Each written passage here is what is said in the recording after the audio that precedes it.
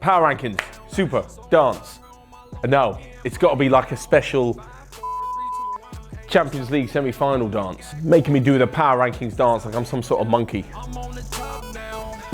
Power rankings. Onefootballers, it's Thursday afternoon, which means we are back with the European Power Rankings. This is where we take the 10 best players from around Europe and have them put into a list every single week. This is dependent, of course, on their last 5 games. So if your favourite player had a fantastic game over the weekend but hasn't played in the team's last 4 games or hasn't really done so well in the last 5, he's not going to be in here. That's the way it works, but come back next Thursday to see if he's made it in. As for this week, we have some who went down, some who moved up, and a new player in the number 1 position. But before we do any of that, let's start off with this week's winners and losers. First up, and the winner is Matthijs de Ligt. The Ajax defender has been in incredible form and he's now captained his side to a Champions League semi-final. The 2-1 victory over Juventus saw Ajax go 3-2 on aggregate, and of course he scored the winning goal, so a pretty good week overall for him. As for the loser of the week, there's 2. First off, it's Thomas Tuchel, who is trying his best with this PSG side to throw away the Ligue 1 title. They were 20 points clear a few games ago, however now after 2 defeats in a row, the gap is just 17 points with 6 games to go. Will they throw it away? Absolutely not. However, he's still the loser of the week, alongside David De Gea. When you need your big players to step up in the Champions League quarter-final, De Gea did not do that, and as Messi's right foot shot squirmed under the Spanish goalkeeper, all hopes of Manchester United progressing were completely obliterated. Sucks because he's a pretty good goalkeeper, but he's the loser of the week. But before we get into this week's top 10, let's take a quick look at last week's table, where Lucas Digne was sitting in at number 10, Max Kruse made an appearance at 7, with Roberto Firmino at 6. Of course, Lionel Messi was in 5th, just like in the Ballon d'Or rankings, Hazard was in number 3, and Benzema was stuck behind number 1, Ishak Belfodil. So, on to this week's power rankings, and starting where we start every week with number 10, because if I gave you number 1 now, it'll just make the rest of the video kind of weird. Of course, we're starting with a goal scorer, because it's a rather simple inclusion for Mohamed Salah. For Liverpool, he's coming to form at the right time, because that's what the best players do. They turn up when their teams need it the most. He probably could have made it into number 10 just for that wonder goal against Chelsea alone, but he also got a goal and an assist against Porto in the Champions League as Liverpool are through to the semi-finals. A rather simple inclusion, as I said, but Mohamed Salah sits in at number 10. Into number 9, and a new entry and a first appearance in the power rankings this season for Sporting Lisbon's Bruno Fernandes. Now, it's no wonder the likes of Juventus and Manchester United are both looking at the 24-year-old midfielder, because he's managed to score 28 goals from midfield this season. He has a goal in each of his last 4 games for Sporting, as well as creating a ridiculous amount of chances for all of his teammates. Some top form indeed from the Portuguese midfielder, and he's our number 9. Into number 8, and it's last week's number 4 in Robert Lewandowski. Now, I mentioned before that the top strikers turn up when their teams need them the most at the business end of the season, and because he's consistently doing that, he, along with 5 others, have stayed in the top 10 from last week.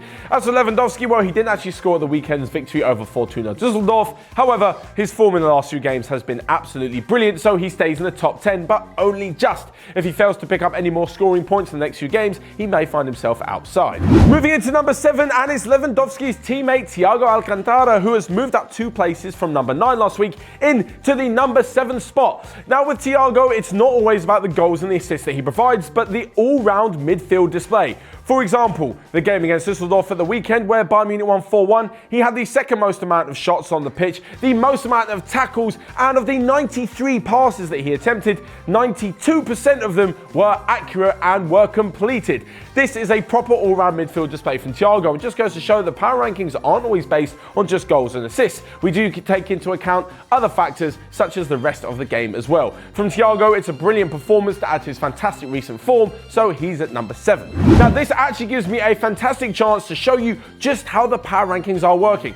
As I mention every single week, it is the last 5 games that count. So, for example, those of you will be asking where Cristiano Ronaldo is. Well, in the last 5 Juventus games, he's played just 2 of them. One of them was a draw to Ajax, and the other one was a loss to Ajax. Even though he did score 2 goals, his overall performance wasn't good enough to get him into the top 10. So, with the likes of Eden Hazard, he has been involved in Chelsea's last 5 games, even if the last 2 weren't so spectacular. His last 2 matches saw them lose 2-0 to Liverpool and win against Prague as they move ever closer to the semi-finals of the Europa League.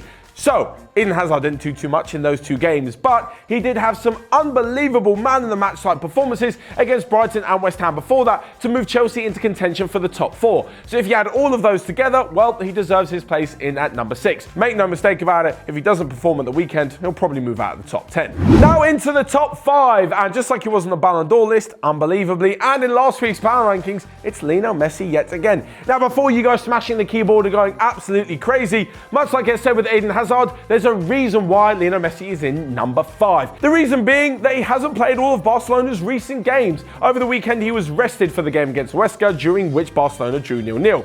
Obviously, he was rested with a view to him playing against Manchester United in the Champions League. That obviously works for Ernesto Valverde. Messi had a fantastic game, scored 2 goals as Barcelona won 3-0 to put themselves into the Champions League semi-final. However, because he didn't play at the weekend, his average rating took a massive hit. This means that Messi was actually knocked out of the top 10, but managed to claw his way back into number 5 with a brilliant performance, as I said, against Manchester United. So, there's a quick insight into how the power rankings actually work. If you don't play, you don't get any points. Into number 4, and it's last week's number 1, is Shaq Belfodil. Now, I've mentioned before that to stay on top of the power rankings in that number 1 position is incredibly difficult, and you need to have consistent game after consistent game. Just ask Lionel Messi. He's the only one who's managed to stay on top for more than a few weeks. In the case of Shaq Belfodil, his Hoffenheim side put in a brilliant performance as they won 2-0 at the weekend. However, he didn't actually play that well. He didn't pick up any score points or do anything else of note, so he's moved down a few positions this week. Much like with Eden Hazard and Robert Lewandowski, we take into account the last 5 games, during which he obviously had fantastic form. Otherwise, he wouldn't have been in at number 1 last week. However, because of the weekend, he's moved down a few and sits in just outside the top 3 in number 4. Into number 3 now, and taking the bronze medal yet again is Karim Benzema. Every single week, he's literally playing for his future, saving Real Madrid and Zinedine Zidane's arse when they're putting in terrible performances. This weekend saw them draw 1-1 to lowly Leganés, and yet again, it was Benzema finding himself on the score sheet to spare Real Madrid's blushes. This means he has 5 goals and 2 assists in the last 5 games, and even when Real Madrid are drawing, winning or losing, Benzema looks to be playing for his future during what will no doubtedly be a crazy summer at the Bernabeu. With all the names linked to Real Madrid and the fact that Zidane now has way more control over the goings in and goings out at Real Madrid, you can no doubt expect there will be a whole load of transfer news surrounding Los Blancos. So finally, we come to the last 2 on the power rankings. Now, for those of you who are familiar with how we do it, I present a case for both of them before finally at the end revealing who is the winner this week. First off, and we have the second Portuguese player on this list, the second Portuguese base player on this list, and apparently the new Cristiano Ronaldo. So there's no pressure on your young shoulders, João Felix. He has been in incredible form recently for Benfica. In his last 2 games, he's bagged 4 goals and 3 assists, including a hat-trick which has seen Benfica on the cusp of reaching the Europa League semi-final if they can avoid a 2-0 deficit defeat to Frankfurt on Thursday evening. If reports are to be believed, he has a big decision to make over his future in the summer. Does he make an almost £90 million move to the likes of Juventus, Manchester United, Chelsea, Real Madrid or Barcelona, or does he stay and continue his football education in Benfica? Personally, I think he should go wherever he's going to play the most football. Of course, it's difficult to turn down that kind of money and prestige that comes with moving to a big club, but at age 19, he's got loads of time to grow into his footballing boots.